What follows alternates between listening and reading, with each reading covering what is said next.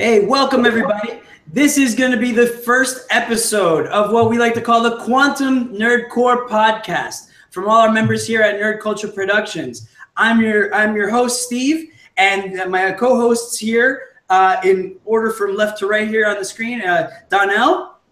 Hey, what's going on, everybody? Donnell here. You can see the gamer tag information down south. Feel free to add me. Josh. Hey, what's going on, world? My name is Josh. You can see my social media links on the bottom. And Lewis. Hey guys, same as them. You can check me out right down on the down low here. All right. So from week to week, we're going to be talking about all kinds of nerd stuff that that makes us happy and hopefully makes you guys happy as well. We're going to be talking about a lot of stuff today. It's our inaugural episode, so we're going to kind of give you a taste of what we will be talking about week to week. If you guys want to talk about something, us to talk about something a little bit more your flavor, let us know. Send us an email, nerdcultureproductions@gmail.com, or hit us up on Twitter or on social media. Go to our Facebook page, Nerd Culture Productions, and we'll answer every email and every question we get, and maybe we'll start some fan interaction sometime soon. Feel free to let us know. Maybe we can even have you on the show. Like I said, we talk about everything. So let's just get right into it. Now that all the boys are here. So what's everybody enjoying lately? I guess on TV. Let's start with TV, just because it's pretty much the easiest, most accessible thing that we can all get into. So what are you watching, Donnell? Me, I can't lie. I'm a big Game of Thrones fan. Gotta love Walking Dead. Gotta love Rick and Morty. Like that's like top of every nerd's list. Like come on, everybody loves it. Either you love it or you hate it. It's awesome. It's awesome. I just don't know anybody who would hate Rick and Morty. That's crazy. But let's talk about Game of Thrones now that you mentioned that a little bit. Everybody caught up on season 7? Oh, yes. All right. What did you think? Let's start with you, Lewis. What did you think about season 7? There were some awesome moments in this series or in this season. I thought it had some of the best episodes. For me personally, some of the biggest payoffs. There's been a lot of gripes about how quick it's been moving. I think that's great. Like these showrunners, they're putting everything they have into these last couple of seasons, and I, as a fan, appreciate it. We've had the whole season, the whole series, time to go into certain characters and play a little bit with each of them. Now it's time to get to the end, get to the good stuff, and I'm appreciating it. A lot of my favorite characters are getting some good screen time. Jon Snow, Arya, they're getting some good payoffs on their storylines. So I'm really enjoying it, actually. Okay, what about you, Josh? I think it's been pretty great. I like how everything's kind of wrapping up. I do enjoy the story aspects of it a lot, but I'd like it to grow a little bit more. I think that it did get rushed, and there's a lot of fast travel moments that didn't really make sense to me, but that's okay. It's the end, and we can't complain. We at least we got it. So, Donnell, what are you thinking? Anything you guys would like to see coming up as well? But Donnell, what do you think? Just like everybody else, yeah, it does feel rushed. Yeah, you're going to have people saying, oh, but that's not the way it happened in the books, or this character wasn't left out. I would have loved to see Lady Stoneheart. Like, number one, that would have been awesome. But, yeah, we do have shorter seasons, shorter episodes, so they kind of do have to rush. Like the whole battle to get the White Walker. Jon Snow sent a Raven, like 2 seconds later. Here comes Danny, like, to the rescue. Like it couldn't have taken that. Like, hey, that woman she definitely wants that man. Oh boy, I've never seen anybody thirsty much. I don't know, but definitely thirsty. I just can't wait to see their faces when they find out. Hey, you just had fun with your aunt, but hey, it is what it is. They're Targaryens. It's what they do. Exactly. I'm not even opposed about it. Yeah. Absolutely. Yeah, it's funny, you go through the very first episode, everybody is like, oh my God, Jamie and Cersei, how are they doing this? And then at the end, you're almost rooting for these guys to hook up, Jon and Daenerys. I don't have any personally problems with it because, it's what Targaryens do, for one. For two, they grew up, thousands of miles apart. They don't even know, each other really. I don't have any problem with it. I'm rooting for them. Let's see how the story goes from here on out, though, considering, the implications of what Jon's new heritage means going forward. Definitely. I can't wait to see his face when he finds out, hey, yeah, you're not only are you not a bastard, but you're actually the rightful heir to the Iron Throne. Yeah, it's good. Like, as far as it goes, the rightful heir. I read that they are actually filming more than one ending, like old school style, just to make sure that the actual ending isn't spoiled till the end of the series. So I can appreciate that. I think also that, yeah, a lot of the developments, although they were rushed, I mean, that's what we suspend our disbelief for when it comes to TV. I mean, we're lucky to even be getting this whole series actually finished. I mean, this could have very easily gone south. I mean, the production budget for the show is enormous. So I mean, not to mention the final books aren't even done yet. I mean, I'm a huge book fan. Like you said, Lady Stoneheart, I was wishing I could see. There's a lot of stuff that they didn't bring in. In fact, I don't know if you noticed in the episode that they showed Arya's like newfound skills, it looked like a woman in the background that walked across that looked like Lady Stoneheart. For those of you who don't know who Lady Stoneheart is Arya, Sansa, and all Bran and Rickon's mom. And in the books, from what little I can remember and know, she basically comes back. She gets resurrected, and then she becomes this like ruthless undead woman that is, they call her Lady Stone because she just does not care about anything except revenge. And it's pretty epic in the books. I'm sad that they didn't add it in because I thought that there was a glimmer of hope that maybe they're gonna shoehorn her in real quick and just up the ante even further because I don't know what the end game is for that character either. And I would have loved to have seen where it went. But speaking of, I guess, TV, moving forward, who's checking out Inhumans? I mean, we're all fans of the Marvel Cinematic Universe. The Inhumans is the next ABC follow-up to like Agents of S.H.I.E.L.D. And I mean, it's a group of characters that I don't know if they're very well known, but I mean, me personally, I'm excited to see what they can do with them despite the negative reviews. What do you guys think? Yeah, like that's what I'm kind of a little wary about right now. Like, I'm a huge comic book nerd. I've been reading for years and years, and like, I'm very well familiar with Inhumans. I'm familiar with their impact on the entire Marvel universe. But with all the negative reviews that are coming out from critics, the costumes are terrible, the acting and portrayal of these characters are terrible. It's like I'm gonna watch it. As a nerd, I have to. Like, I am contractually obligated to watch this. I'm just hoping they don't let me down.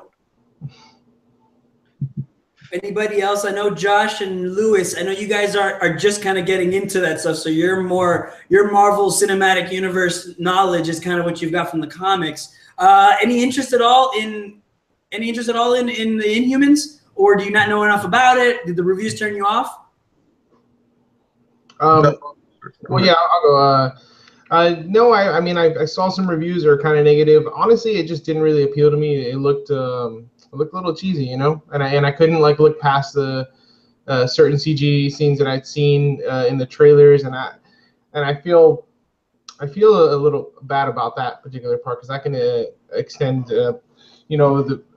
I could sort of forgive that in certain other series, but when I see things for Marvel and they paint the big logo on there, I want like it to look a little more believable for me. And so I don't know. I don't think I'm going to check it out. I'll hear from you guys and decide from there if I really want to do it. That was a very Shark Tank answer. I like that. And for those reasons, I'm out. I'm going to pass. All right, Lewis, what about you? Yeah, I mean, like most of my my media that I consume now, because I don't have I don't have TV on the regular. I consume through Netflix. So either way, I'm going to wait until Netflix drops all of the episodes once they're done. But from what I can see so far, There are things that I like and things that I don't like. One, I do like the Inhuman brand. I like the idea of the Inhumans. I always had a soft spot for their leader, Black Bolt. I like the premise of his powers. Um, I like some of the characters in there, and I think that they chose some good characters to play. You know, the the counterparts for the comics, but it does look like they are cutting corners in some ways, at least from what I've seen. So the little bit that I've seen, I'm not sure how I'll feel about it. I'm gonna give the whole season of viewing once they pop over on Netflix. But I do wish that they did add some things, at least right off the bat, that I hope they go to. I do want to see Black Bolt in his costume, as odd as that sounds. You know, like there's just some iconic things about the Inhumans. I love that they have Lockjaw in there, and that he Yes. apparently is playing a role. You know, he's not just in the background. Um, so I do want to see some more from them, and you know, hopefully they'll show me, and the reviews will bump up, and you know, maybe it won't just be the first couple episodes, or they're just at a downhill thing, and Cool.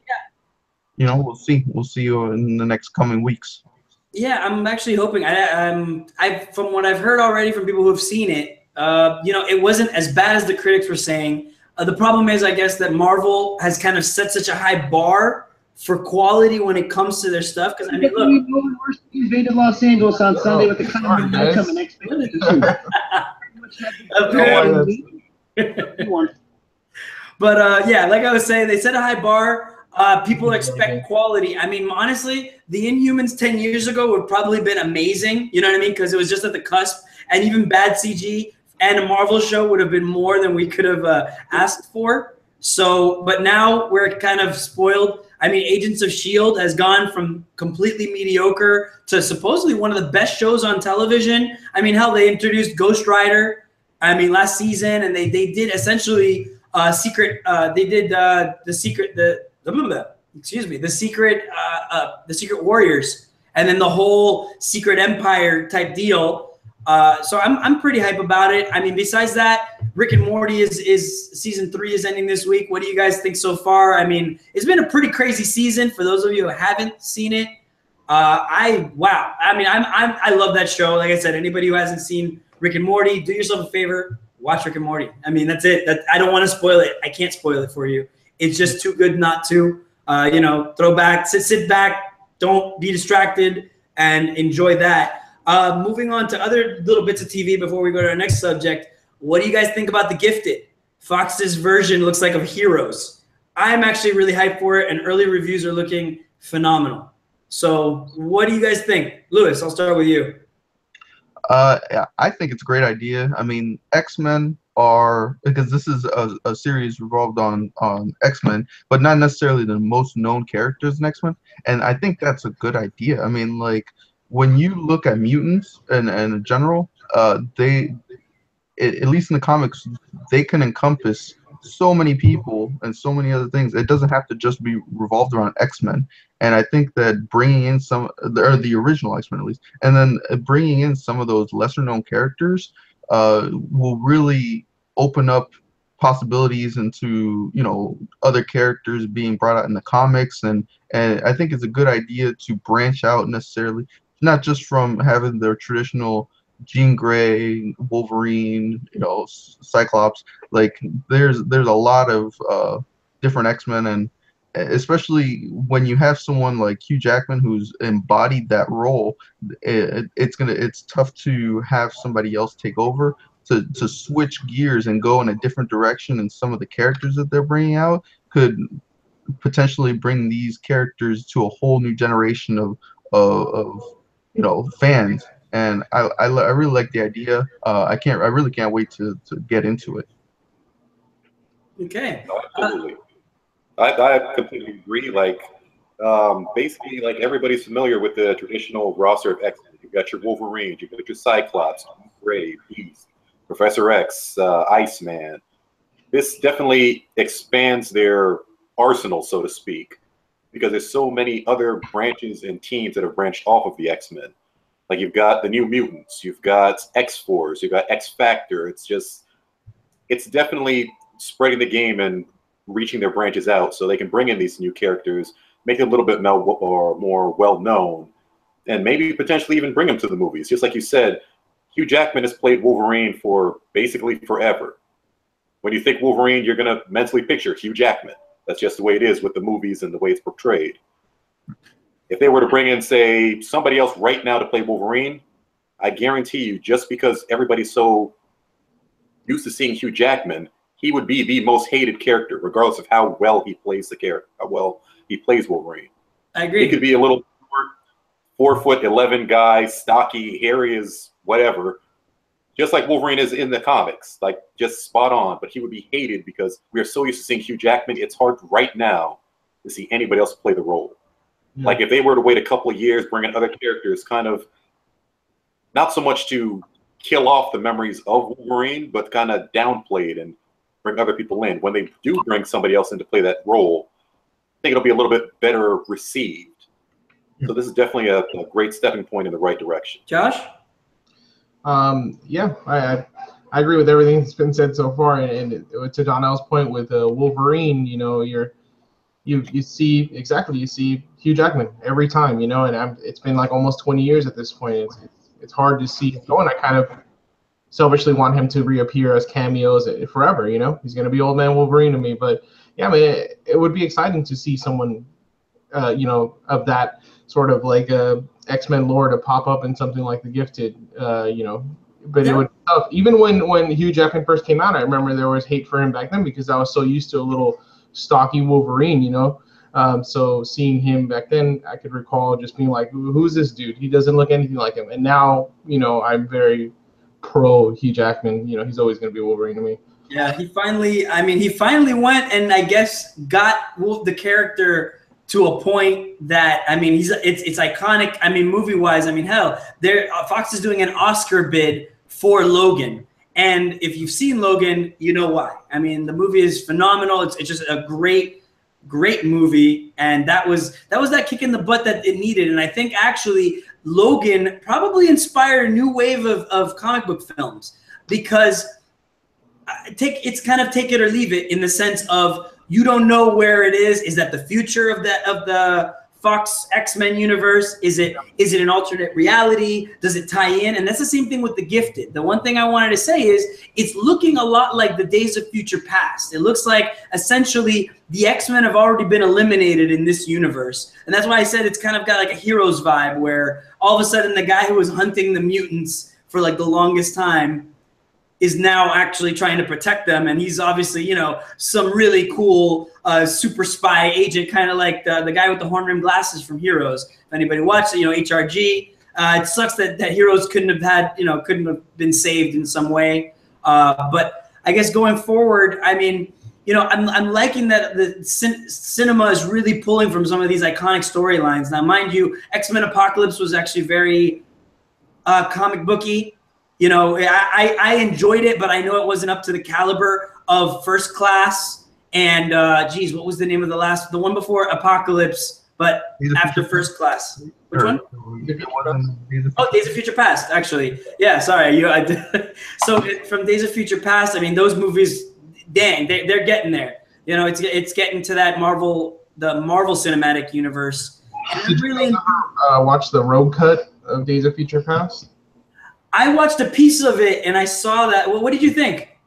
It was good. I thought it was great. It added a moment where, you know, a whole chunk of Rogue, you know, where there was this one scene where, have you guys seen it? Or I've seen pieces of it. I know what you're talking about, the Rogue cut, where Rogue wasn't in the movie, I think, barely at all. Mm-hmm. And it's also because it's funny, they kind of replaced Shadowcat's role in all these Marvel Cinematic the Fox movies was essentially Shadowcat, but they put Anna Paquin as Rogue, and she filled that spot the same way, which I thought was funny, but it kind of worked for them. So yeah, I mean, tell us a little bit about it from what you know, just to kind of fill everybody in. What I remember is, you know, it's a while ago. There's a whole scene in the '60s or whenever that takes place where young Magneto is going through I want to say the Pentagon. He's going to go, or is he going to be saved? I forgot that part, or I don't remember too well.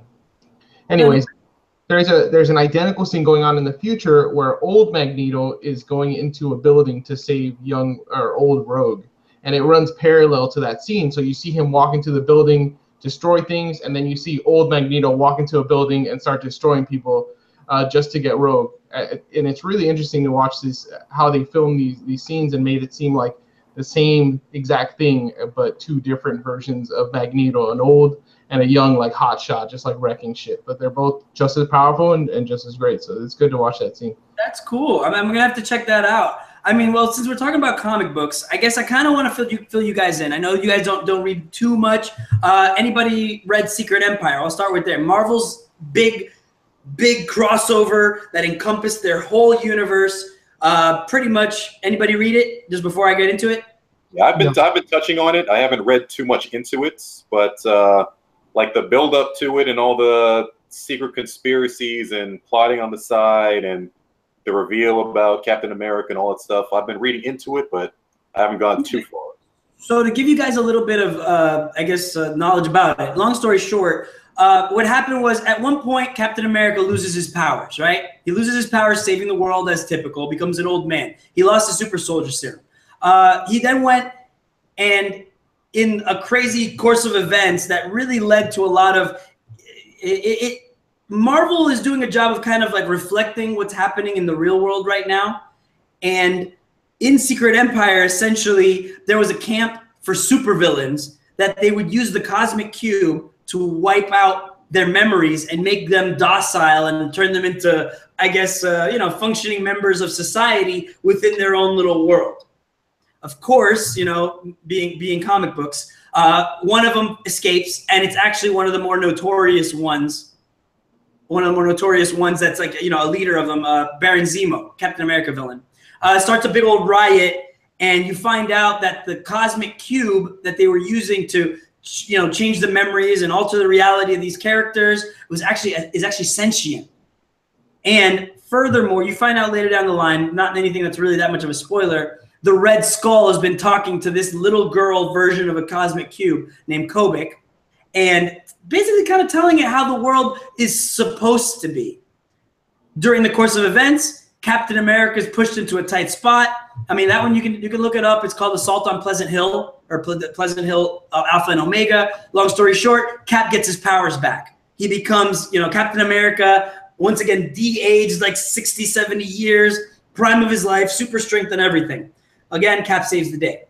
Little do we know that it ended up fundamentally altering Captain America. It ended up changing him from being, this good-natured, just absolute, the epitome of what a human being should be. Yeah, the ultimate Boy Scout. Yeah. But then the ultimate Boy Scout, that's the ultimate leader, the ultimate tactical genius. And then they tell him, hey, wait a minute, your whole reality is wrong, by the way. Back in World War II, Hydra, essentially the Nazis won the war. The bad guy allies, they used the Cosmic Cube to change reality and make it so that they won the war. Long story short, after like Donnell said, a big buildup happens. That buildup then leads to eventually Captain America showing his true colors and slowly but surely, systematically taking out anybody in power that would stop him from taking over. By the end, the big reveal is eventually Captain America, heck, I think in the first issue of Secret Empire, takes over the world. And it's in just a masterful way that nobody saw coming. So a lot of controversy came from this. And that's why I'm taking the time to talk so much about it. Because the controversy about it is, how dare you? A lot of these people are talking, how dare you fundamentally change the character? Oh my God, you've ruined comics. You ruined Captain America. Me personally, however, I saw it as a breath of fresh air. Marvel's been doing this thing almost yearly now, where one of their big heroes becomes a villain. You see what it's like, how terrifying it is when your greatest heroes become your biggest villains. The Superior Spider-Man. Spider-Man got his body taken over by, Doc Ock for a couple of years, and it made for some of the best Spider-Man that there's been in a while. The absolute redemption of Dr. Octopus, Otto Octavius as a character, showing why Peter Parker is the one true Spider-Man. And then after that, it was Iron Man. What happens when Iron Man stops limiting himself? He stops using a conscience, the superior Iron Man. He goes and has no inhibitions. He loses anything, he starts drinking again, which anybody who knows, Iron Man drinking is a very bad thing. I mean, Demon in a Bottle is essentially one of the his alcoholic period, kind of almost a defining point of the character. So with Captain America, like I said, the biggest Boy Scout you can find in comics, when he goes bad, I mean, he outdoes Spider-Man and Iron Man combined. He murders it. Essentially, he knows everybody's weaknesses. He knows how to, and he systematically takes all the New York heroes that would stop him and encases them in the Dark Force dimension in New York. Essentially, kind of stranding all of New York, and kind of like I hate to reference it, but kind of like Puerto Rico is now. Hey, by the way, sincerely hoping that Puerto Rico and all the affected places by Irma and everything actually get help soon. And I sent some supplies with my family to send it out there. We all hope here at the podcast that everything gets sorted out with them sooner than later, because we know how that difficult time that they're going through.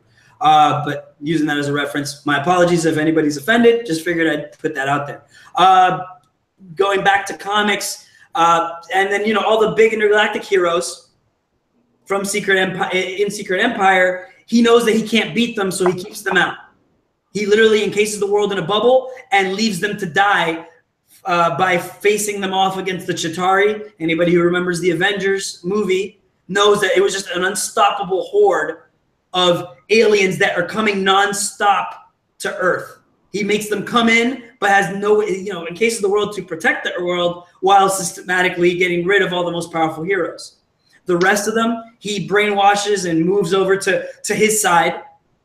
And there's been a lot of crazy defections on the side. I don't know if I want to spoil too much, but long story short, he has his own set of the Avengers, and they're pretty formidable, that he eventually gets them on the Hydra side, whether by force or by negotiation, and conquers the world pretty much. So that big build-up, Secret Empire, for me, amazing. And it's really a story about hope, about, just you could see like hope in the utmost times of despair, pretty much. People stepping up to be real heroes when there's no hope left, and showing, the real makeup of what makes Captain America, Captain America. I found the story to be phenomenal. I found it great. I keep using that word, but it was great. And I highly recommend it. I mean, what do you guys think? Do you think that Marvel made a big misstep? Knowing how poorly they've been doing lately compared to DC when it comes to comic books, does anybody feel changing Captain America like that and having it run that long was a good idea? I mean, personally, I wouldn't use the word misstep. It's definitely a huge gamble, because this is Captain America. Like you said, he's like the biggest Boy Scout in the world. Whenever you think about freedom, justice, everything, you either think Superman or you think Captain America. But just the whole fact of him pretending to be basically the best superhero ever, and then turning around and like plotting behind his allies, his friends, everybody's back, only to come out and like, hey, Cap, thanks for saving me. He pulls out a gun, shoots somebody, hail Hydra. Like, that's like the biggest shocker in the world to everybody. Like, so it's definitely a gamble. I think it's going to pay off. They could either have gone really bad if the story didn't go well, or it can go phenomenally, and that'll just basically send some electricity back into the comic sales. I think it's going to go that way. I'm hoping so. Honestly, like Marvel, people keep hating on Marvel a lot because I don't know what's happened with them. A lot of their writers left. The art's not been that great in some titles. I enjoyed Secret Empire because it really pushed the limits of it. You've got, and the people, funny enough, the characters that have really stepped up was the kid heroes. And it talked a lot about the innocence that these characters have. A big death happens. I'm talking about a mainstay Avengers character dies. I don't know. I can always go and say spoilers. What do you guys think? You guys want to know, or should I leave it to the fans to find out? We'll talk about it in another one. No, we could definitely do the whole spoiler alert. 1, 2. I'm down with spoilers. And go. Yeah. All right, cool. Long story short, then I will get in the midst of it when pretty much it's been revealed Cap takes over the planet. it's a twofold reveal, guys. So spoiler alert right now. If you want to skip ahead maybe 10 or 15 seconds, now's your chance, folks. All right? Long story short, in the middle of this battle, we've got the kids, the champions, essentially young Cyclops, Miss Marvel, Kamala Khan, the totally awesome Hulk, Amadeus Cho, Vision's daughter, Miles Morales, Spider-Man, Nova. Essentially, these are what's left of the Avengers, and they're being trained by the Black Widow to essentially, oh, and the new Wasp, I almost forgot. They're being trained essentially to kill Captain America. None of these characters is a killer. Now, if you've ever read anything beforehand, just a little bit backstory is Miles was already shown in Civil War II that he was going to be killing Captain America. So he's been haunted by this vision of killing Captain America for a while and the kind of person he's become. Black Widow says, hey, listen, you guys aren't killers, but in order to survive this world, you're going to have to be. In order to get the world back, we're going to have to kill Captain America. They go and they take on Captain America, and especially Miles, who's conflicted. But in the end of it all, again, and this is one of those really awesome moments, the Black Widow understands that the innocence of these characters is too important to let be spoiled by bloodying their hands. So when Miles is fighting Captain America, she actually runs in and she decides to stop Miles from killing Cap. Because he has already thought that, hey, I guess my future's predetermined. And in the midst of the fighting, Captain America goes and takes a shield and kills the Black Widow, breaks her neck in the middle of the battle. And this is after we find out also that she's gone through a hellacious battle with the Punisher, because the Punisher, if you know anything about him, has a huge respect for Captain America. So obviously Captain America promised him something, which might have had to do with the Cosmic Cube, that would make him join his side and essentially, help the Nazis. It was really weird. He was essentially Cap's enforcer. So she fights the Punisher, tries to go in and save Miles, and ends up getting killed for it, but stopping him from killing Cap, keeping him like a real true hero and making them understand, killing is not the way. They wanted to win in a better way. Cheesy to some folks, but I appreciated that moment a lot. It sucks that she went down, It was a really defining moment for the character. As hardcore as she is, I thought that was great. And obviously that throws Miles into a rage. He shatters evil Cap's shield and he beats him to a bloody pulp, but isn't able to finish beating him before they had to retreat. Awesome story. The ending was pretty incredible then, because you find out what happened to Cap, with the Cosmic Cube and how everything came back and how the heroes rallied from the point of being completely obliterated.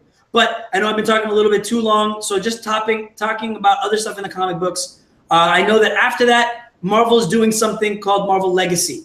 Marvel Legacy essentially is I guess, bringing back the core characters that made everybody love Marvel, because I guess they were focusing so much on the youngins, they kind of let their main guys, take a step back.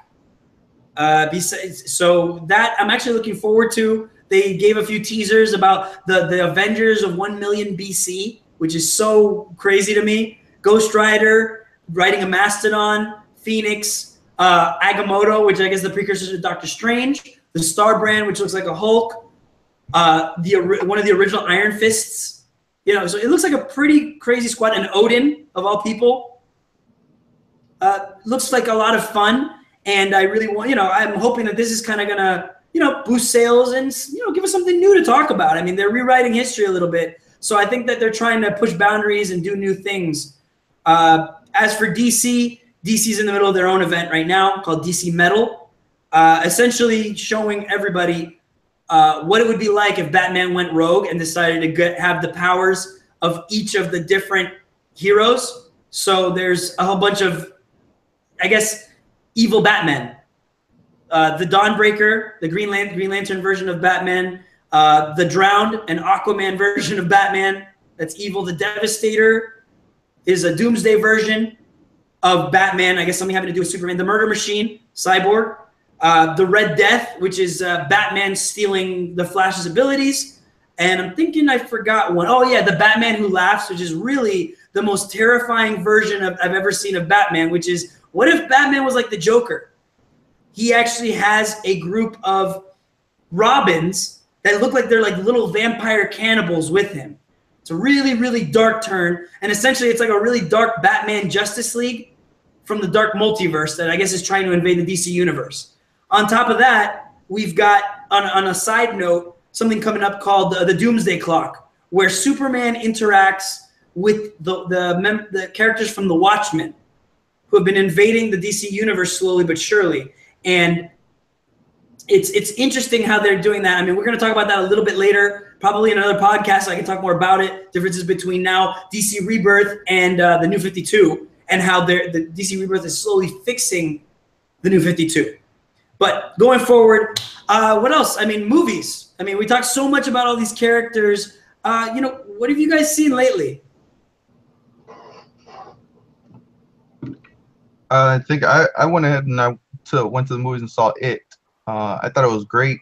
My girlfriend, she's not very into clowns, so it got her pretty good.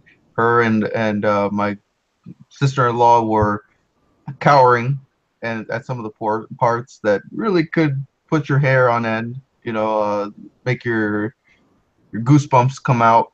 But it was a really good movie. I enjoyed it a lot.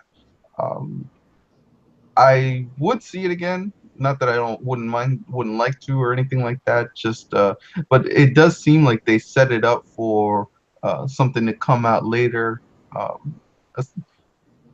I don't know. I'm interested in how it goes.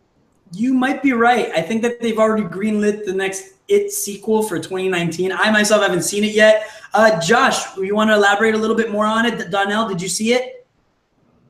No, I haven't seen it yet. I mean, I, much like many in my generation, were traumatized by the original It. Like, I don't like clowns. I don't like spiders. I just keep away from it. Okay. But I'm planning on watching it. I want to see exactly how it stacks up to my memory of the original It. So I'm waiting. I'm probably going to see it sometime this week, if not maybe tonight. But okay. I'm definitely looking forward to it. Josh, give me a little bit more info about it. I know that you had a pretty good take on it as well. Yeah, I mean, it's great. It's definitely worth the watch, and it's watching the kids part of the miniseries. So you don't get the adults at all. You just see that experience of what the kids went through, and I imagine that the next one will dive into their adventure later on in the future when they have to go up against Pennywise as full-fledged adults with PTSD. So yeah, I mean this movie is all kids, and it doesn't end. I remember you said. I'm sorry. I remember you said something about it being kind of like a like Stranger Things. It has that vibe to it. Yeah, they took a page out of Stranger Things. Stranger Things works, and it works really well. They got a kid from there, and he kills it. The movie feels like a good Stranger Things episode with clowns, and obviously not all the kids, but with Pennywise, and it feels great. It's definitely worth a watch, and I honestly don't like being scared. I hate that stuff. So, but I gave it a shot, and I was pleasantly surprised. And my girl, she loved it too. So, okay. Awesome. What else surprised me? The little jokes that they had. I was laughing throughout that entire movie from this one little kid who kept cracking jokes, and it was oddly refreshing. Like you go into the horror movie and you don't know what to expect. You're kind of on edge, and this kid kind of it makes you feel good going in there. He makes a lot of jokes. It was a good, funny movie too, surprisingly. But go ahead. Wow, that sounds good. I've been trying to get out to watch it. Not been easy. I have caught some other stuff. Who's watched the original Kingsman? The Secret Service. I saw the original. I'm planning on watching the new one like very soon. Unfortunately, with other things, I've been like running around, but I'm definitely trying to get both that and It in this weekend. I keep hearing great things about it. Like if you enjoyed the original Kingsman, you're gonna love this one. That's what I'm hearing, so I'm definitely hoping for it. I got my fingers crossed. Josh, I know you saw that too. You're a movie buff like myself. I know all of us are. It's just the time it takes. Donnell definitely has an awesome social life. So I know that I almost want to start talking about what he did this weekend because I bet you it's more interesting than some of these movies. But yeah, Josh, what did you think? I'm going to start with your takeaway before I say anything about Kingsman Golden Circle. Sure. And Golden Circle was great. Also, it was the same one, brought back and with fancier, bigger stunts, and it was just it was cool. It was a fun watch and definitely a good time in the theater. It's a good popcorn movie, so I definitely would check it out if you like the first one, or if you just like being entertained in general and you don't need like a super sappy story or some drama. This is just straightforward. They're superhero like 007 dudes, and there's a sector in the United States that called the Statesman, and it's a lot of fun. It's a good watch. All right. Let me ask you this, without going too much into the movie, like don't spoil it or anything, but just the whole aspect of the addition of the Statesman. In my mind, I'm thinking that kind of sounds like they might try to spin it off into like a whole kind of side story. Did you get that feel from the movie, or does it just seem like it's going to be one continuous Kingsman and maybe the addition of other organizations? Yeah, I think that it's going to go the route of like a James Bond supergroup. Now they have this other organization elsewhere that's just as rich, and they have just as amount of bigger resources to use on the other side of the world. So yeah, I don't think it'll spin off into something else. They really focused on the Kingsman, not to spoil too much. So now it's just like a team effort, and Channing Tatum kills it, and the dude's in there, and you love him all the time. So it's a good movie. I disagree with Josh. I think that what they'll do is that they will spin it off. I mean, it definitely has inklings of it. But Donnell said, honestly, from what he read, it's exactly true. I think it was a good popcorn movie. If you enjoyed the first one, you're gonna love the second one. In fact, my sister-in-law just came in here not too long ago, and she actually went and said, yeah, she loved it. She just saw Kingsman 1 and then immediately went to the theater the next day to see Kingsman 2. She loved both of them. I really hope that we keep getting keep getting movies like that. And I think it also has to do a lot with the director, Matthew Vaughn. You've probably seen his movies.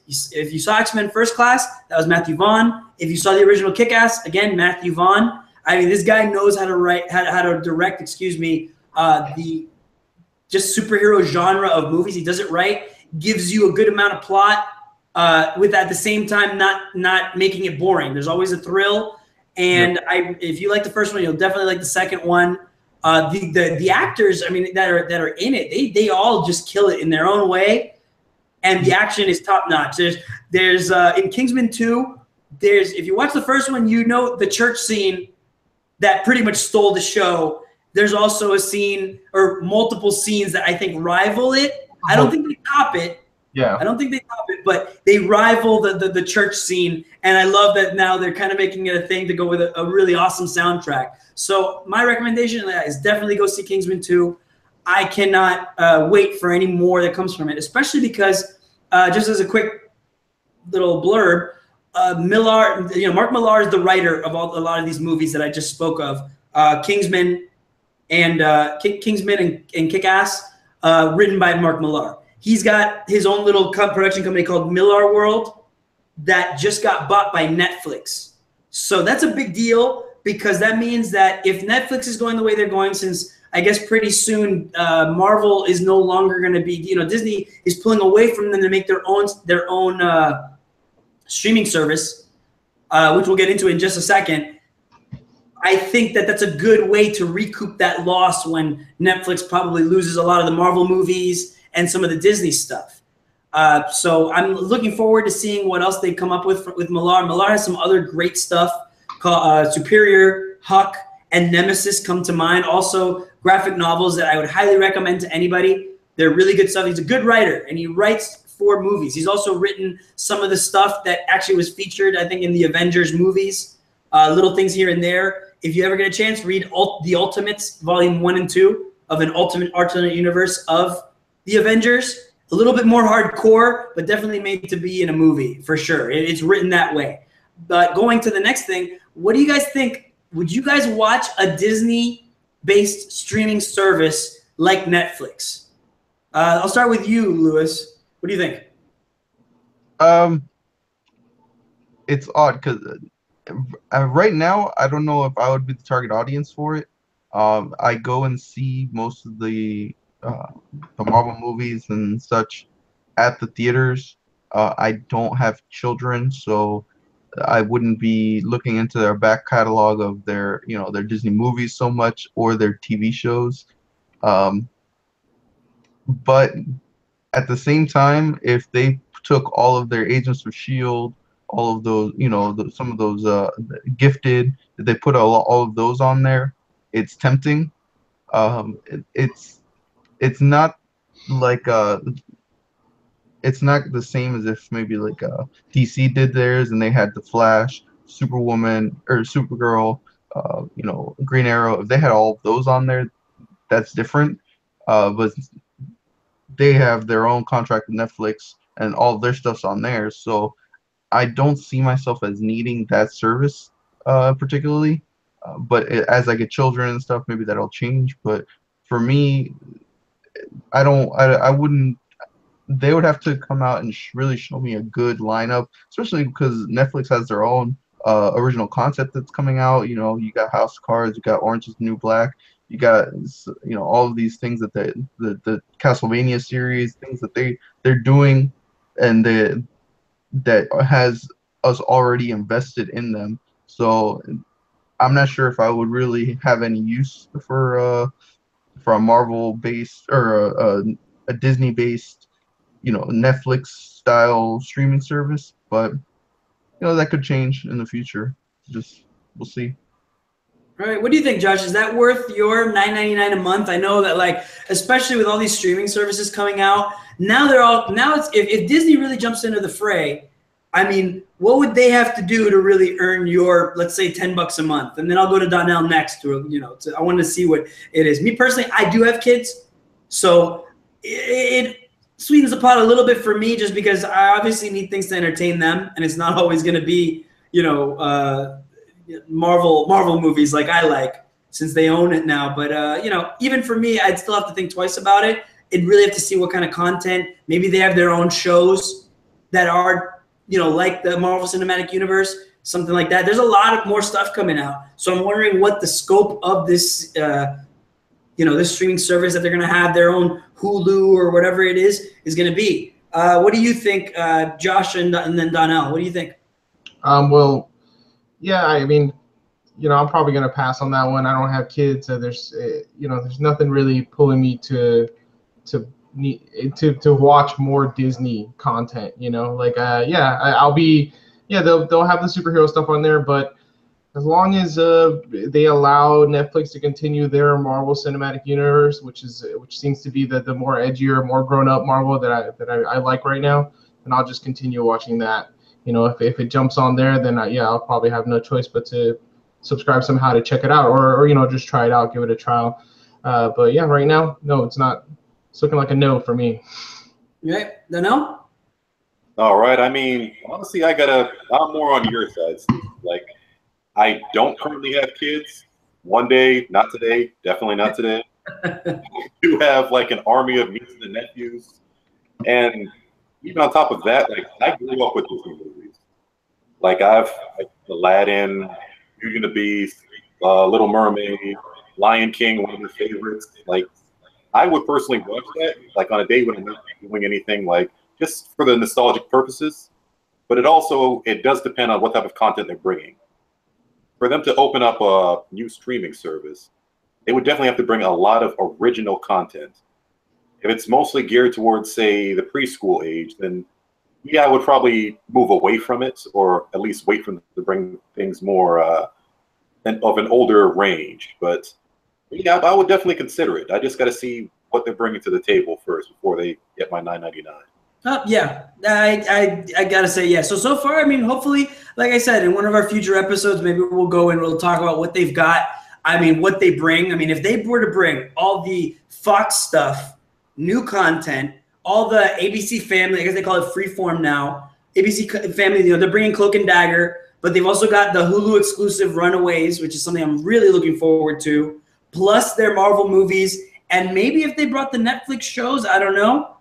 I might think I have to jump, because just like you, yeah, I'm an old school fan. I love Aladdin. I love Beauty and the Beast. And they're doing all these remakes as well. So if you haven't watched the new Jungle Book, holy moly, that Jungle Book wow, it showed me that done correctly or with the right director, you really could make all these movies, these beloved classics. You could make them for the masses and then still keep it going. I'd love to have them have all their originals as well, just so you can kind of compare and contrast and see how you like it. You know, I mean, that way you put the kid one on for the kids, the animated one, and then you put the adult one on. You know, and so, not to mention, hey, Pixar's catalog is pretty awesome.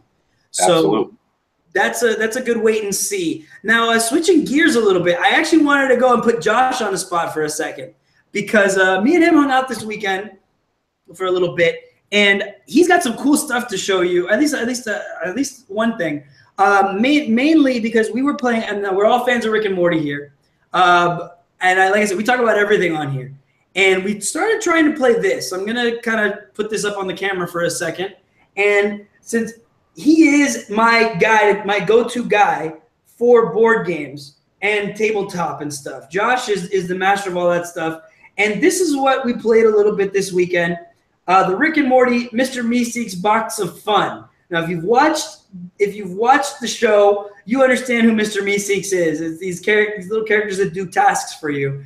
And this board game, it took a little bit to learn, but once it was learned, it was actually a lot of fun. In fact, and then when you summon a Meeseeks, you get a little box here and then you hit the button and I don't know. Could you guys hear that at all? I heard it. Yeah. Okay.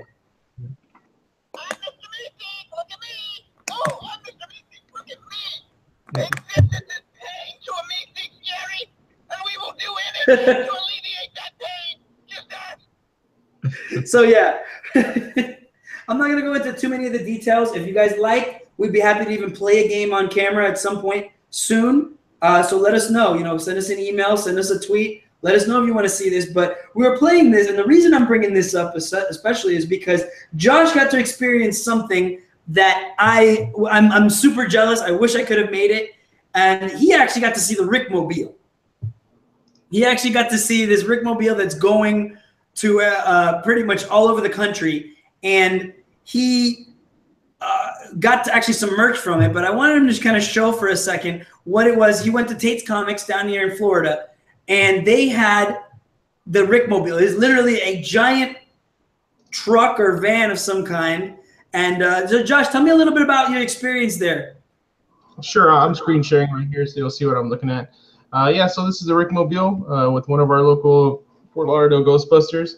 And yeah, I mean, it was long lines, but the payoff was pretty good. If you were able to maneuver them, you got to see the Rickmobile, which is essentially our times Oscar Mayer mobile, I guess. And then, yeah, this is the merch. This is the exclusive merch that you can get out there. So it's a road trip across America shirt, Don't Even Trip.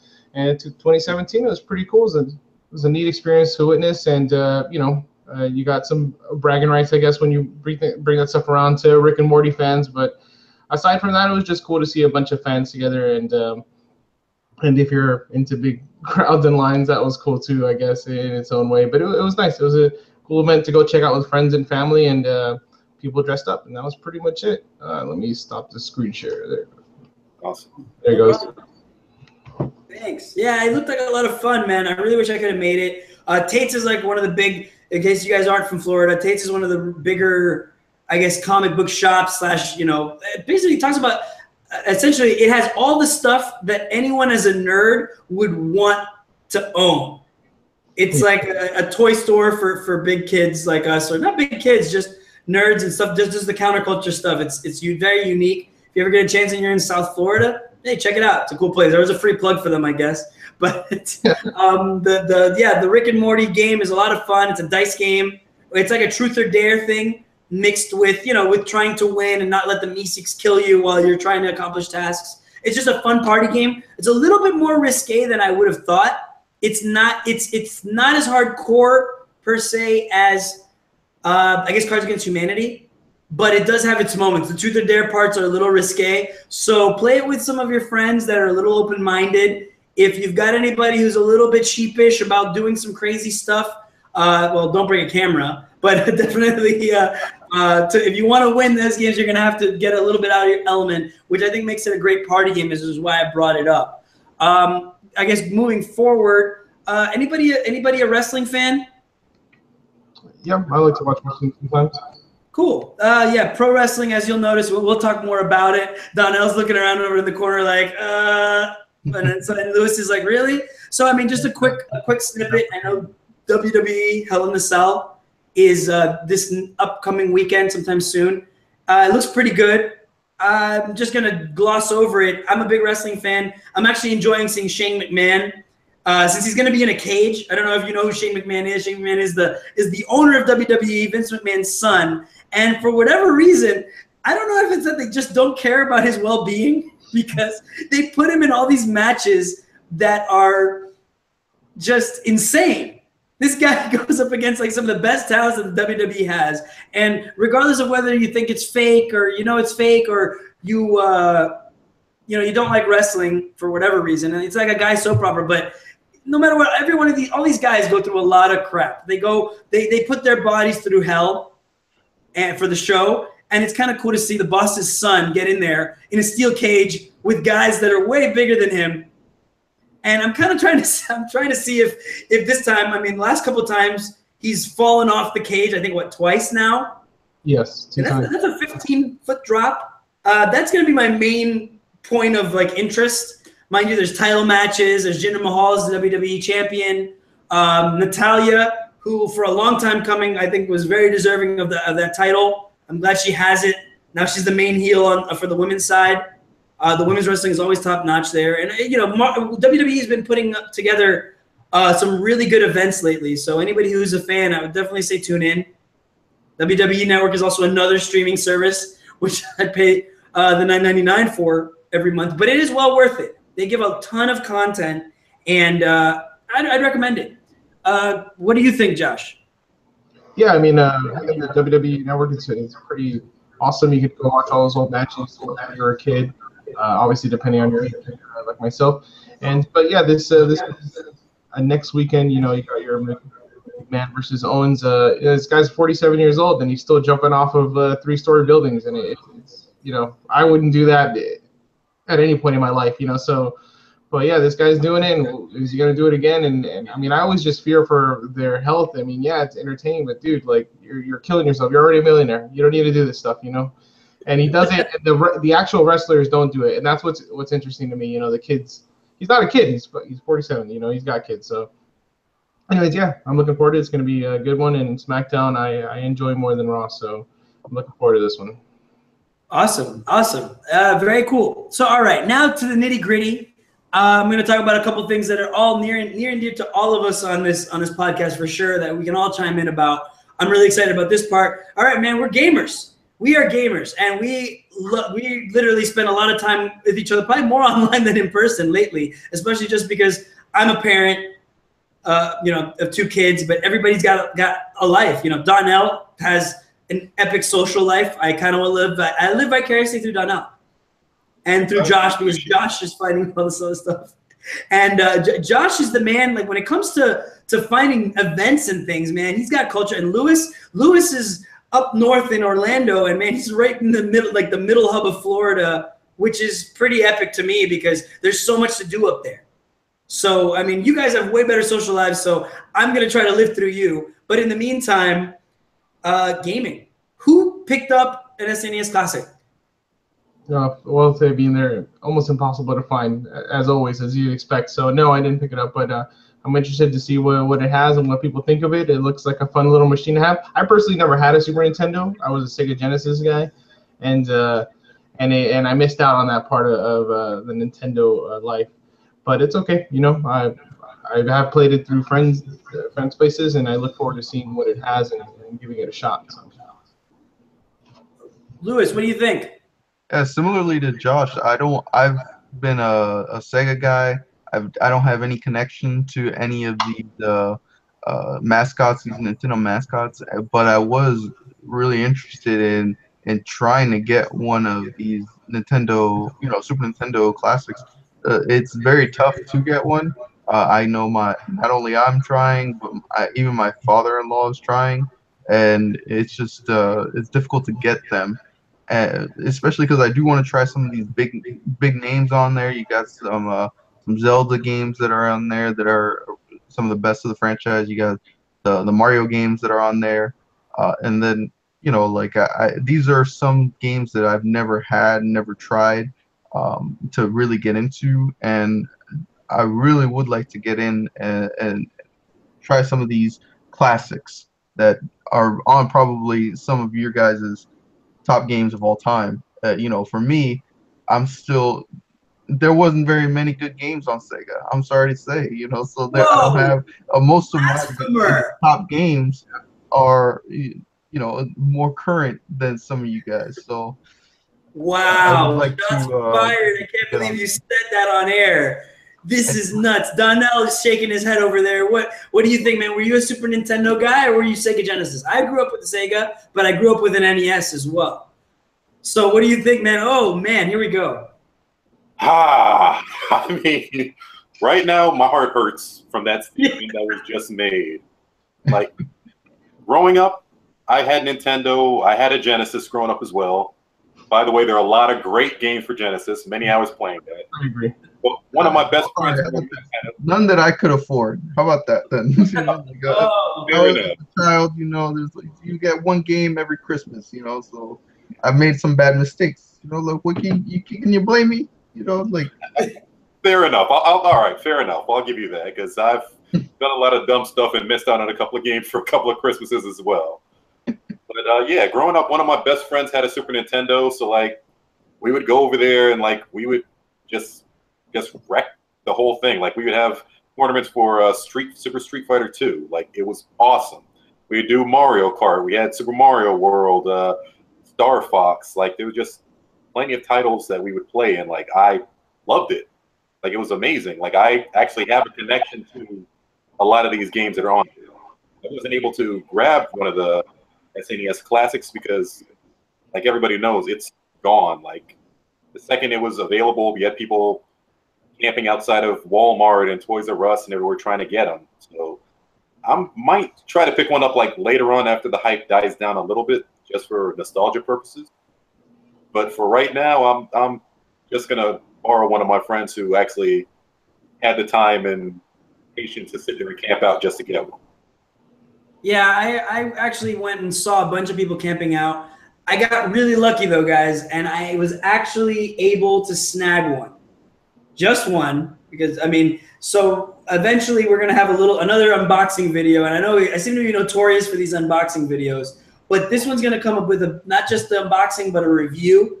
So look out for that sometime soon on the channel. Subscribe, so then that way when it does come up, you guys see what other things. That was more to the friends and followers of the show. I'm just kind of showing you the outside of the box. This has a ton of games on it. But it looks like they really curated a little bit more of the games that everybody followed back in the day. Contra 3, you see Donkey Kong. Donkey Kong Country was a blast when I was a kid. Earthbound, I never got the chance to play. It's arguably one of the greatest RPG series of all time. So I might actually spend a lot more time on this than I did on the NES Classic, just simply because of the fact that it's got all these great games. Like I've never finished, I should say, the Super Mario RPG, Legend of the Seven Stars. I never finished. I never even played Secret of Mana. I wasn't too much of a Star Fox fan. So the big draw for this system is the fact that it actually has Star Fox 2 on it. It's unlocked by beating the first level of Star Fox 1. So that I'm gonna see how that goes, because I know that Lewis, why is it that Star Fox 2 never came out? I think you were telling me something a little bit about that. I'm not sure. I think that it just wasn't up to snuff. Maybe I think it was they had it almost done, and it was like right there. All they needed to do was release it, and it just got canned right at the end. I think that's how it went.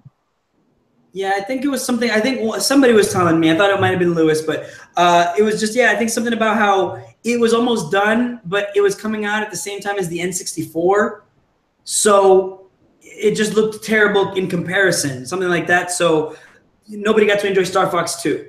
I guess you have to unlock it. I guess you really have to want it. So you have to go through old school Star Fox, and then when you get the first level, at least down it, unlock Star Fox 2.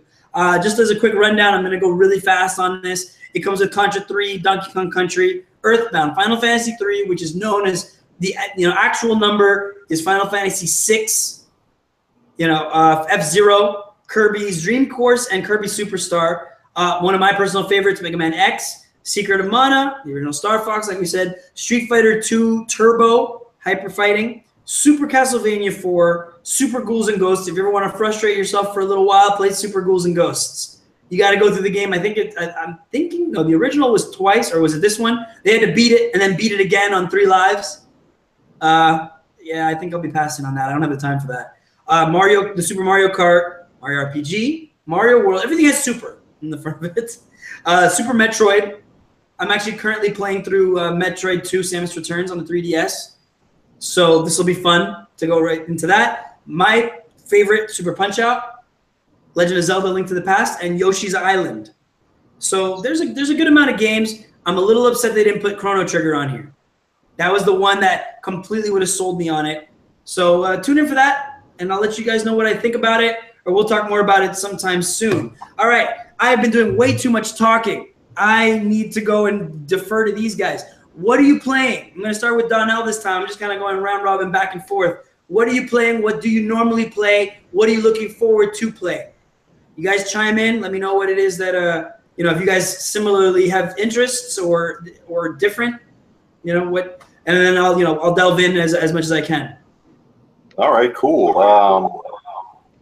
Right now I'm mainly on my PS4. I mean, I used to be huge into into PC gaming. I used to work for Alienware, so that was awesome.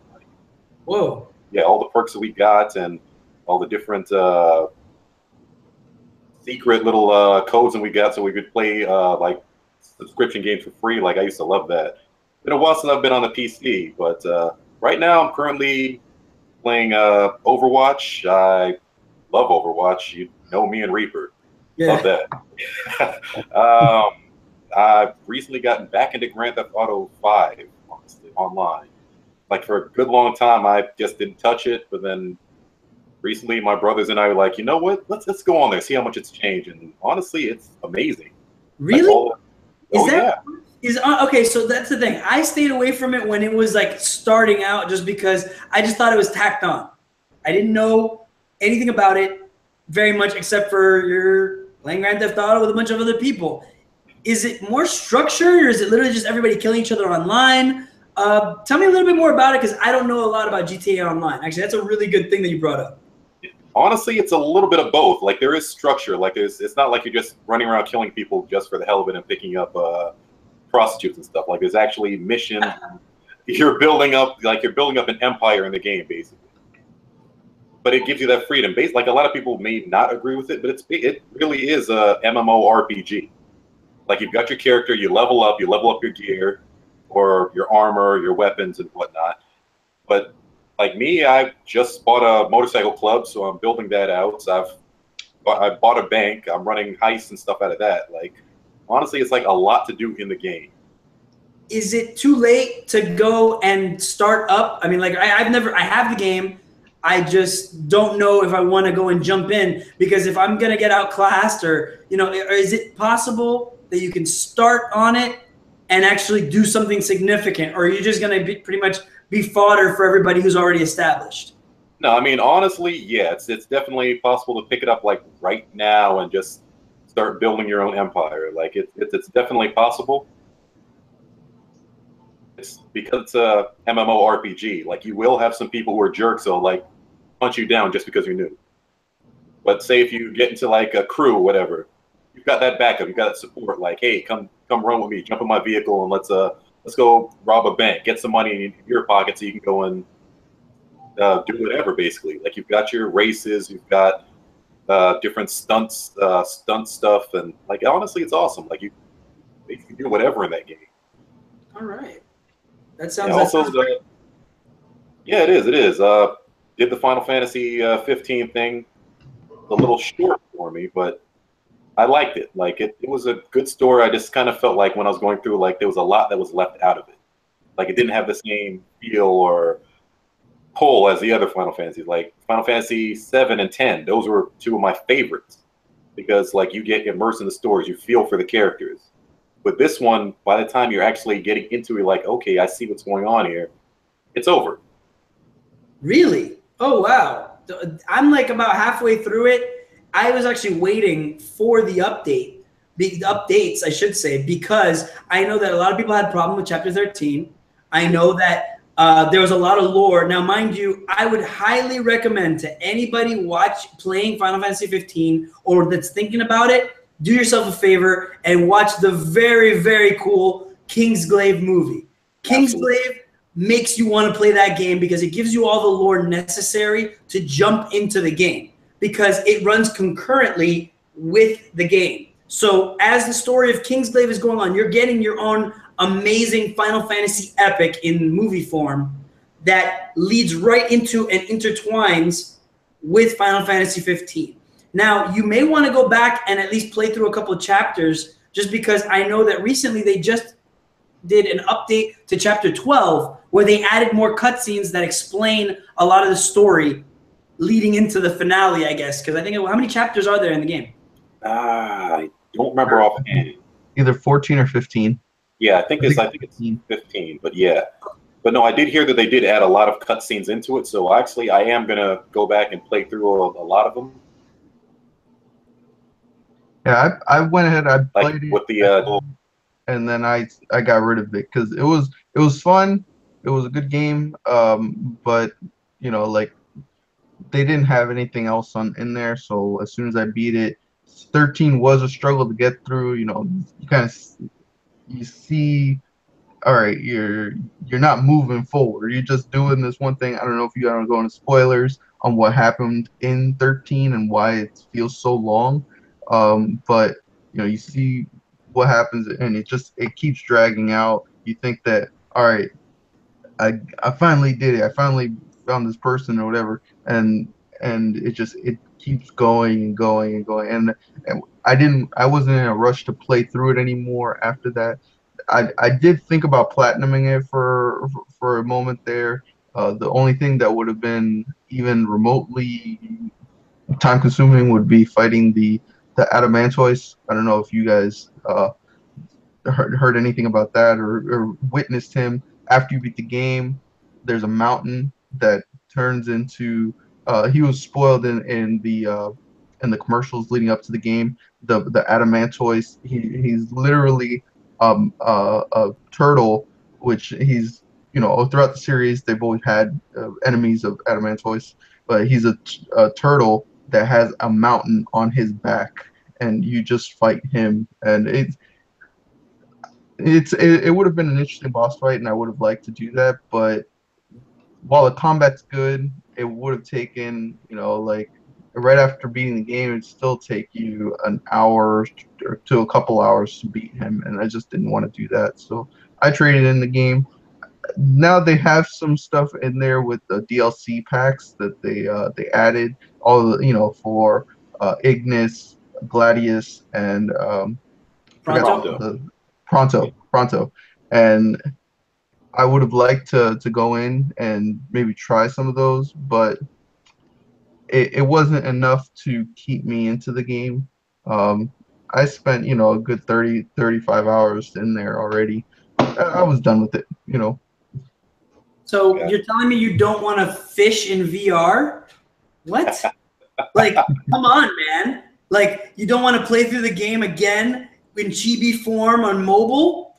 What's going on? That is interesting though. I am surprised that they were able to get that entire game in there. Even though it's in chibi, from what I've heard, it's a complete version of the game. It's just the graphics and the character models are these different, you know, not necessarily high res textures and stuff, but scaled back. That is surprising. I was interested in that. So real quick, just as a quick side note, I mean, look, was it worth the hype? I guess you guys beat it. I haven't beaten it yet. You know, it took years. It wasn't a 2-year development cycle like typical. It took almost 10 years to come out. Was it worth the hype? Was it worth the wait? did it deserve your $60, or is it one of those, hey, find it for $20 when they're finished with all the DLC, or $60 later on when it has everything? What do you guys think?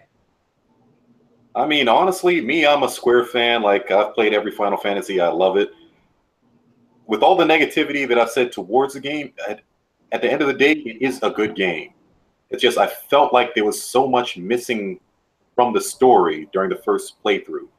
Like, now with all the DCL and the expanded episodes for Ignis, Prompto, Gladius, and there's a rumor that they're going to have a episode for Arden. I'm waiting to see, because that, like, there's a lot of the storyline that you're missing, a lot of questions that you're left with at the end. Like, what exactly happens without ruining anything? Like, what just happened just now? What did I just see? But at the end of the day, yeah, at the end of the day, I'd say, yeah, it was worth it. I enjoyed this. I enjoyed the little ride I was on. All right. Yeah, I think it was worth it for even the $60. There are some great set pieces, some great fights. Like, there are some throughout the series. And I don't think it's too much of a spoiler. I'm sure everybody knows this. There are Guardian Forces. They're named different things throughout the series. They're Guardian Forces, Aeons. They have just summons. These summons, they have some points in there where you can summon them. Like, there are different ways to actually get them on your team, but there are also times where you have to fight them. And there are some set pieces where you have to fight some summons that are fantastic. I had really enjoyed them. It was actually, I think it was chapter 12 was my favorite chapter. I don't know, Donnell, if you remember it. It was basically in that water city. Yeah. That's all that I'll go ahead and say. I think it was the highlight of the game. And then chapter 15 too, you're fighting there's one other person, leading up to the main boss. He was a lot of fun too. Yeah, And I actually tried to get the trophy for beating him, but I messed up. You had to beat him on hard, so I think I did that a little too, I messed up a little bit there. But he was a lot of fun to fight too. So I think it's technically not a spoiler because the game starts off there. So that's what I wanted to ask. Actually, you guys led me right into the next question. So the thing that the opening scene for the way that the game starts is pretty amazing, and I wanted to know if they touched upon that scene because it looked awesome. I mean, that's the way it started was enough to really pull me in. Like, I was shocked about that. I didn't expect it to do the Tarantino, near the end or middle is the beginning and stuff like that. That was an epic scene that I wish I could have even played through right at the beginning. They do touch upon that. Oh yeah, you played through it. Did you find out what it is that's that they're hiding from pretty much at the beginning? No, not yet. Okay. I think it looked crazy. Then I don't want to spoil that for you because that is one of the things. The bad guy ends up having this enforcer, and you're kind of fighting the enforcer there. So that you do touch on that, and you play right from where that beginning part starts. You go in and right after that set piece, you jump right into the fighting. That's amazing. So, Josh, what are you playing? I know you have a different set of gaming, I guess, cred. So I'm actually kind of curious because I know that you are very Nintendo based. I know you've played some other games. So what are you in the middle of? Well, I'm still trucking through Breath of the Wild whenever I feel like exploring some more. I mean, I pretty much got enough power to take out, Big Bad Ganon, but I refuse to do it because I feel like if I do, then I won't want to explore anymore. And the best thing about the game is exploring and also finding more lore within the game. I like looking in those games and discovering little tidbits and seeing if I could find little cameos. I think Robin Williams is in the game from what I understand, so it's cool to look for his character in there as a homage to him. So and I haven't found him yet. So there's a bunch of little things in the game that are still interesting to me that I still like to play. Aside from that, Overwatch is my PlayStation game of choice right now. It's an addicting game. We all know it. Yeah, we'll touch upon Overwatch in just a second. But so Breath of the Wild. Funny enough, our buddy Dennis, who will probably be on hopefully one of the episodes coming up soon, actually was saying that he surprisingly that he wasn't really enjoying Breath of the Wild. And it's a very look at Donnell. Donnell's like shocked, and I can almost see where he's coming from, because he said, it's not for him. He's beaten all of them. I think he's gonna burn through it. There's a lot to do in the game. I think I'm like 40 or 50 hours into Breath of the Wild. I'm also kind of slowly trudging along. I'm gonna ramp it up because I want to finish it before I get into Super Mario Odyssey. I have a Switch. I'm enjoying Breath of the Wild quite a bit. I think it's amazing. My big to do with it is, look, Nintendo's never really done open world that way before, or open world period. And for me, it's a masterclass in open world design. They made the character be able to do almost anything, and surprisingly, without a jump button, that's even more impressive. The climbing, the open world, the story is very subtle. It's not as like in your face pronounced, because again, the exploration is a lot of part of it. What Dennis, I think, and mind you, I'm sure he'll elaborate further, but I think he just said it was kind of empty. It's not typical like in other open world ones where everywhere you go there's a story. It's more like you're going from point A to point B, and it's just kind of the open world. You're just kind of, it's like a road trip by yourself, where it's a lot of quiet contemplation, I guess. It feels like that, yeah, and it feels like an MMO game where nobody else wants to play. Like you're waiting for your friends to log on half the time. So, but I look forward to Nintendo exploring more of this open world business, as Mario Odyssey looks just as good, and hopefully in the future, we'll get that big Nintendo MMO, because they'll do it. They got the resources to do that, and it'll be amazing, like Breath of the Wild is. Cool. Breath of the Wild, yeah. So Breath of the Wild, I'm still about halfway through it. I've only beaten 2 of the Divine Beasts. There is a lot to do. Not bashing it. I love it. I love how they did. They released the game, like I said, open world, but they did it really, really well. I have yet to encounter a single glitch. And hey, Bethesda, take note. Skyrim is great. Skyrim is great. What else is there? Grand Theft Auto is great. What other MMOs? I mean, I'm really excited for Red Dead Redemption 2. We'll talk more about the games we're looking forward to, I guess. If not now, then a little bit later. But I want them to come out with that level of polish. I don't want to wait for 20 patches for the game to be good. As is, Legend of Zelda for me was amazing. What's incredible, I haven't seen a single glitch, and I'm enjoying the world, so I'm taking my time with it. I'm coming back to it as I feel like it, and it keeps pulling me back, especially with the discovery of Link's memories and all that on his way to beating Calamity Ganon. I'm a little jealous because I really want to get to that fight, but I also want to see everything that the game has in store. And even the DLC doesn't seem outrageous. I mean, $20, you're getting a lot of different expansion packs, and I think that they're going to elaborate more on the story and give you more modes that even if the game didn't come with any of that, I'm still satisfied. Yeah, for the 60, you're saying, so you think it's worth it, right, Josh? Totally, yeah. Okay, Lewis, I guess, what are you playing?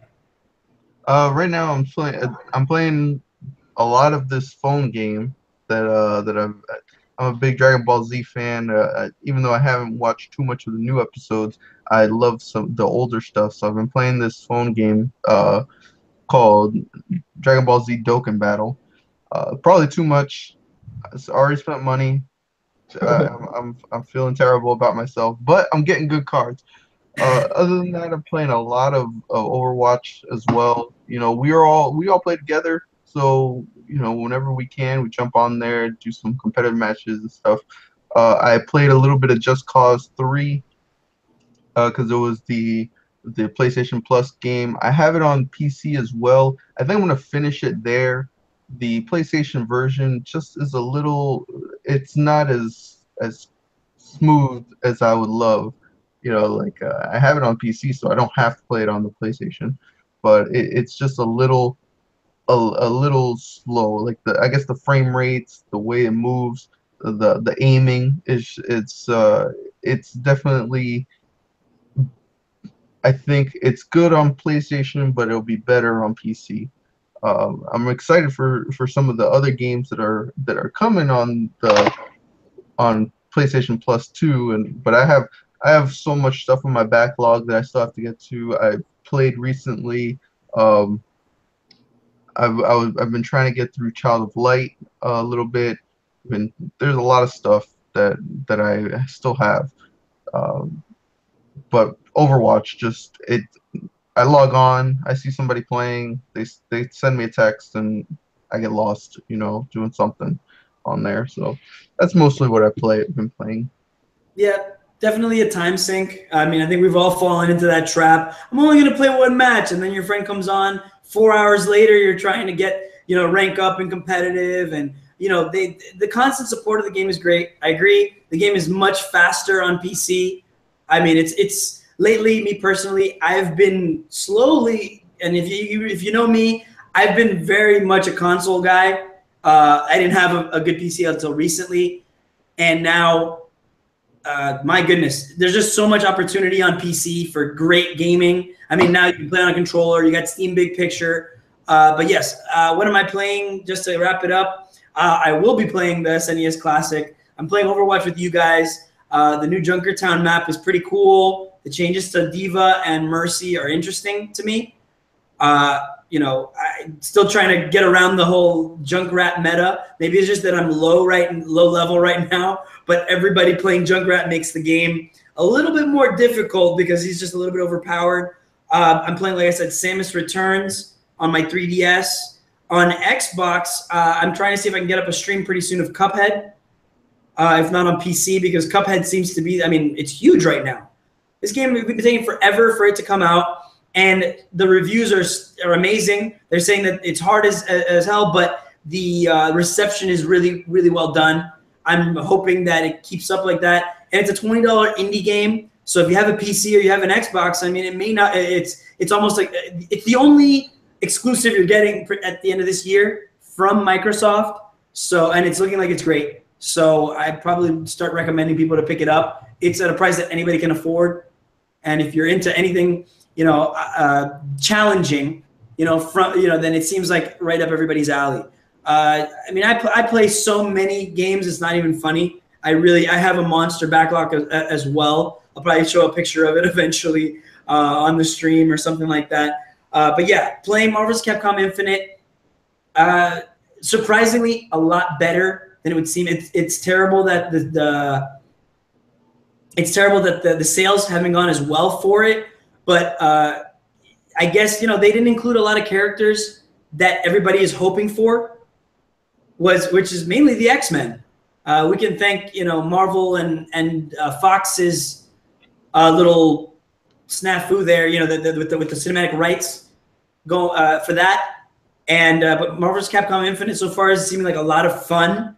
I'm going to try to see if I can do a full stream of that, or at least show what I'm doing on PlayStation Network with it. Obviously, there's Overwatch, and I'm going to be trying to see if my wife will join me to play Cuphead, which will be hilarious because those kinds of games, I think, it's challenging. So it's going to end up frustrating her a little bit, I think, but it'll be fun playing through it with her together. And, there's what else? And I'm playing Samus. I'm about halfway through that one, which I'm really happy about, really excited. I'll go into further depth later, but I think that's it for today.